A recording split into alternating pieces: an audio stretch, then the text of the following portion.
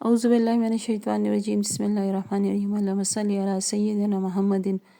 وعلی آل سیدنا محمد وبارک وسلم۔ السلام علیکم ورحمۃ اللہ وبرکاتہ۔ اپنے کیے گئے وعدے کے مطابق آج اپنی بہن کے متعلق، جو میری مرحومہ بہن ہے، ان کے متعلق جو میں نے خواب دیکھا، جو ان کی زندگی کا مجھے دعاؤں کی قبولیت کا نظر آیا۔ جس طرح وہ ساری زندگی دعا مانگتی تھی، وہ دو دعائیں بہت زیادہ مانگتی تھی کہ اللہ اپنے دین کے لیے قبول کر لے اور کسی کو محتاج مت کرنا،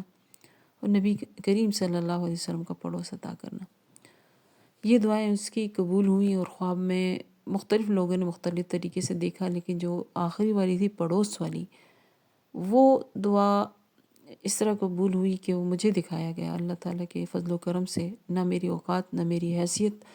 کہ جو سب کچھ ہے یہ دو کریمین ذاتوں کی نظر کرم ہوتی ہے تبھی ہوتا ہے۔ نہ آپ اپنی مرضی سے خواب دیکھ سکتے ہیں، نہ یہ لوگ کہتے ہیں کہ وہ سوچا اور وہی خواب میں آ گیا، بالکل ایسے ہی ہوتا ہے، میں بھی مانتی ہوں۔ لیکن جہاں پر نبی کریم صلی اللہ علیہ وسلم کی بات آ جائے، وہاں پہ آپ کا اختیار نہیں ہے۔ آپ یہ مت کہیں کہ آپ سوچیں گے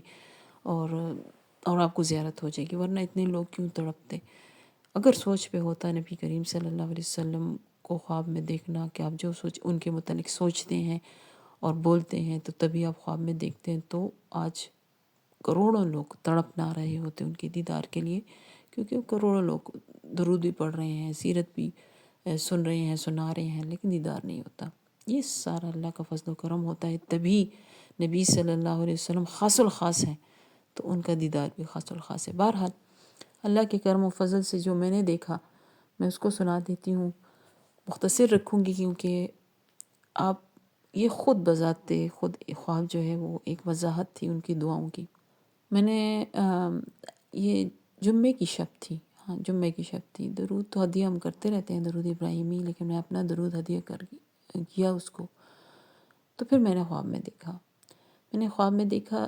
میں تھوڑی سی وضاحت کر دوں کہ نبی کریم صلی اللہ علیہ وسلم کی حیات مبارک میں جب وہ پردہ نہیں فرمایا تھا انہوں نے، تو مسجد نبی جو ان کا حجرہ مبارک تھا وہ کتنا تھا، آپ لوگوں نے اگر جانا ہو تو آپ کو پتہ ہوگا کہ وہاں پہ اس قدر وہ چھوٹا سا تھا کہ اس میں ٹانگیں اگر ایک عائشہ پھیلا کے لیٹ جاتی تھی، مطلب لیٹتی تھی، تو اتنی جگہ نہیں بچتی تھی کہ وہاں پہ جائے نماز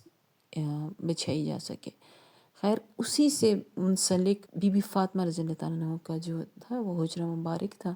تو یہ دونوں حجروں کے درمیان میں ایک چھوٹی سی کھڑکی تھی، مطلب نبی کریم صلی اللہ علیہ وسلم کی، اور جو تھا جہاں پہ وہ عائشہ کے ساتھ ہوتے تھے، اور ساتھ میں بالکل اٹیچ جو تھا وہ بی بی فاطمہ کا تھا، تو درمیان میں ایک چھوٹی سی کھڑکی رکھی ہوئی تھی۔ وہاں سے نبی کریم صلی اللہ علیہ وسلم بی بی فاطمہ رضی اللہ تعالیٰ عنہ کو کیسے کوئی آواز دیتے تھے، کوئی بات کہتے تھے تو فرماتے تھے، تو وہاں سے فرماتے تھے زیادہ تر۔ تو میں نے جو خواب دیکھا اس میں یہی دیکھا کہ جیسے نبی کریم صلی اللہ علیہ وسلم کے قربان جاؤں، بہت خوبصورت ان کو بیان کرنا مجھ جیسے گناہ گار کے لیے تو ممکن نہیں ہے، لیکن یہ ہے کہ ان کے لباس مبارک کو میں تھوڑا سا بیان کر دوں کہ آپ صلی اللہ علیہ وسلم ایسے اس کھڑکی کی ہی طرف جا رہے ہیں، وہی منظر ہے، وہی گھر ہے پرانے، وہی حجرہ مبارک ہے، تو اس کھڑکی کی طرف تشریف لے کر جا رہے ہیں۔ آپ کا ماشاءاللہ سبحان اللہ خوبصورت کرتا مبارک آپ نے پہنا ہوا ہے، جیسے سکن سا ہوتا ہے، ہلکا سا، اور بہت زیادہ نور کی بارش ہے، وہ اس کو برداشت کرنا بھی اللہ ہی کی توفیق سے ہوتا ہے۔ تو آپ ایسے تشریف لے کر جا رہے ہیں اس کھڑکی کی طرف، اور مطلب ایسے جیسے دستک دینے لگے ہوں بی بی فاطمہ کو بلانے کے لیے۔ تو میں آپ صلی اللہ علیہ وسلم کو، اب میں وہاں پہ موجود نہیں ہوں لیکن دیکھ رہی ہوں، تو آپ تشریف لے کے جا رہے ہیں، ابھی کھڑے ہی ہیں لیکن اس طرف قدم مبارک اٹھانے والے ہیں۔ تو جب میں نے بیک کی طرف دیکھا تو میں نے اپنی بہن کو دیکھا، میری بہن سفید لباس میں، ایک بہت بڑا سفید دوپٹہ، جس طرح آپ کو پردے کی سٹائل میں ہم یہاں پہ کرتے ہیں، KPK میں عادت ہے، اور وہ اس کی اپنی زندگی میں بھی یہی عادت تھی،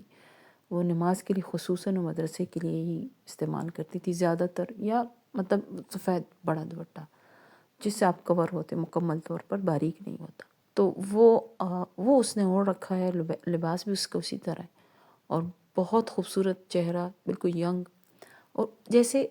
خادمائیں ہوتی ہیں ویسے اس نے سر جھکایا ہوا ہے، ہاتھ اس نے دونوں ایسے جیسے باندھے ہوتے ہیں، آپ نے اکثر دیکھے ہوں گے جس طرح کراس کر کے ایسے باندھے ہوتے ہیں، نیچے کی طرف سر کیا ہوتا ہے، ویسی کھڑی ہے، اور نبی کریم صلی اللہ علیہ وسلم کی پشت مبارک پہ بالکل قریب کھڑی، اور مجھے ایسے بتایا جا رہا ہے کہ یہ کھڑی ہے، یہ خادمہ ہیں نبی صلی اللہ علیہ وسلم کی گھر کی، اور انتظار میں وہاں کھڑی ہیں کہ نبی کریم صلی اللہ علیہ وسلم کچھ حکم فرمائیں، کوئی کام عطا فرمائیں تو وہ اس گھر مطلب گھر کا وہ کام کرتے ہیں۔ سبحان اللہ، الحمدللہ رب العالمین، اللہ کا بہت بڑا احسان ہے۔ اس خواب کے بعد بہت بڑی تسلی، سکون ہے۔ جدائی تو ہے، وہ رہے گی، دکھ تو ہے، وہ رہے گا، لیکن اللہ کا بہت احسان ہے کہ ایمان پہ اس کی موت ہوئی ہے، اس کے معاملات بہترین رہے۔ دنیا میں جب وہ تھی، جب وہ گئی، وہاں پہ اللہ نے اس کو اپنی شان کے مطابق عطا کیا ہوا ہے، انشاءاللہ امید ہے، یقین ہے۔ اور تسلی اس طرح بھی ہوئی کہ ماں تو ماں ہے، ماں بہت تکلیف میں ہوتی ہیں جب اولاد ان کی چلی جائے، سب سے بڑی اور سب سے میٹھی دنوں اولاد ساری میٹھی ہوتی ہے، لیکن بڑی کی دوسری مثال ہوتی ہے، بڑی ہوتی ہے۔ اور میری بہن تھیں بھی ایسی، وہ ماں کا بہت خیال رکھتی تھی، سب کا بہت خیال رکھتی تھی، ان کی بہت اچھی عجیب خوبصورت عادتیں تھی، لیکن ماں کے وہ پل پل ہمیں یاد پھر بعد میں آتا ہے نا، انسان جب نکل جاتا ہے، کہ بچپن سے لے کر اب تک میں نے دیکھا کہ وہ ماں کے ساتھ شادی شدہ ہو کر، بچوں کی ماں ہو کر، وہ جوان بچے ہیں ماشاءاللہ، اللہ کا احسان ہے کہ پوتوں والی ہیں، پوتیوں والی ہیں تھیں، تو وہ جو ہے ماں کے لیے بہت بڑا دکھ ہے کہ وہ حیات ہوں اور ان کی سب سے بڑی اولاد اس طرح اچانک چلی جائے، بہت اچانک۔ ان کے لیے ان ایکسپیکٹڈ تھا، مطلب 1 گھنٹے تک تو مجھے ان کو یقین دلانے میں ہی لگ گئے، تب بھی وہ یقین نہیں کر رہی تھی جب تک انہوں نے میری باجی کا چہرہ نہیں دیکھ لیا۔ تو اس ماں کی حالت کیا ہوگی جو آلریڈی بہت زیادہ بیمار ہے۔ لیکن جب میں نے ان کو یہ خواب سنایا تو یقین جانے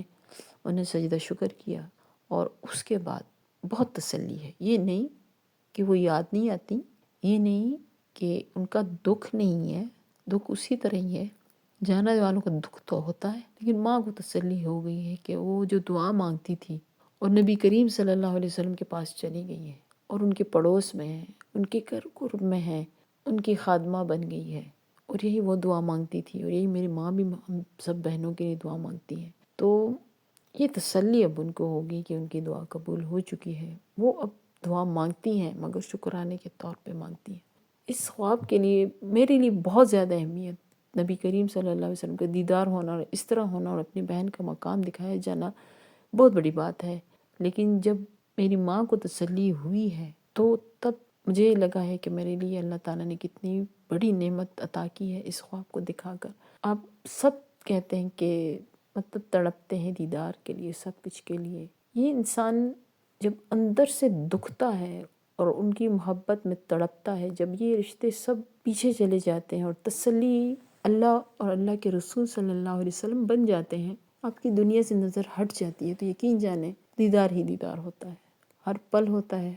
ہر آن ہوتا ہے۔ کیسے کراتا ہے اللہ، کس وقت کراتا ہے، سونا ضروری ہے، بیٹھنا ضروری ہے، یہ اللہ ان چیزوں کا پابند نہیں ہے۔ اللہ اس بات کا بھی پابند نہیں ہے کہ آپ تڑپیں گے، درود پڑھیں گے، اپنا تعلق خالص رکھیں گے تو دیدار کراؤں گا، نہیں، اس کی مرضی ہے، جب چاہے کرا دے، نہیں کرانا چاہتا تو نہ کرائے، ہم اس کے ہر فیصلے پہ راضی ہیں۔ ہم اللہ اور اللہ کے رسول صلی اللہ علیہ وسلم کے حکم اور محبت میں درود پڑھتے ہیں، ان کے حکم اور محبت میں شریعت پہ عمل کرتے ہیں، ہم ان کے حکم اور محبت میں گناہوں سے بچتے ہیں۔ یہی ہماری زندگی ہے، یہی ہمارا مقصد ہے، کرتے جائیں گے اور یہاں سے جاتے جائیں گے، پیچھے ہمارے دین کا کام رکے گا نہیں۔ یاد رکھیے کہ درود پڑھنے والے نہیں ہوں گے کم۔ اب مجھے نہیں پتا، میں ایک خواب میں نے دیکھا ہے اور میں آپ کو سنا چکی ہوں کہ نہیں، کہ کس طرح نبی کریم صلی اللہ علیہ وسلم نے فرمایا کہ تم یہ کر لو تو مجھے کوئی فائدہ نہیں پہنچتا، اور انہوں نے پھر مجھے بتایا کہ دیکھ لو آس پاس کیا ہے جو مجھ پہ مسلسل درود پڑھ۔ اگر میں نے نہیں سنا ہے تو انشاءاللہ سنا دوں گی، مگر یہ یاد رکھیے گا، آپ درود پڑھیں یا نہ پڑھیں، آپ دین کا کام کریں یا نہ کریں، آپ نماز قرآن پڑھیں یا نہ کریں، اللہ اور اللہ کے رسول کو کوئی فرق نہیں پڑتا۔ کرنا ہے تو اپنی آخرت، اپنی حیات مقصد کے لیے کریں۔ یہ آپ کا مقصد حیات ہے کہ آپ نے اللہ اور رسول اللہ صلی اللہ علیہ وسلم کو ہی پکڑنا ہے۔ پکڑ لیں، جکڑ لیں، یقین جانیں ان کے بغیر کوئی بھی مسئلہ نہ حل ہوتا ہے اور نہ سکون ملتا ہے۔ اللہ تعالیٰ ہم سب کو اپنے رب اور رب کے محبوب صلی اللہ علیہ وسلم کو جوڑے رکھے، کے ساتھ جوڑے رکھے، کبھی نہ جدا کرے، ایک پل کے لیے جدا نہ کرے، ہماری نظر اللہ اور رسول سے کبھی نہ ہٹے۔ اللہ آپ سب کا حامی و ناصر ہو۔ السلام علیکم ورحمۃ اللہ وبرکاتہ۔